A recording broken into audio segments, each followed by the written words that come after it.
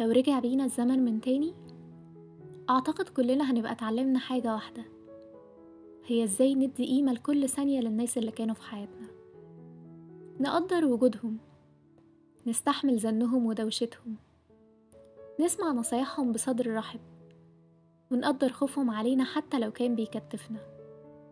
نستأنس الليالي في وجودهم ونتألم في وجعهم، نسمع كل كلمة باهتمام وكأنها وصيتهم، نطول في الأحضان وكأنها الأخيرة، نضحك على النكتة اللي سمعناها كتير كأننا أول مرة بنسمعها، نمسك إيديهم ونثبت فيها، ونقف على عتبة الباب بالساعات وإحنا بنسلم، ولما نقابلهم تاني يوم نقابلهم بلهفة كأنهم غابوا لسنين، نوعدهم ونوفي بوعدنا، نخاصمهم وفي ثواني نتصافى، نركز مع كل تفصيلة ونحس بكل المشاعر بصدق، يمكن وقتها بس نتعافى من الحنين.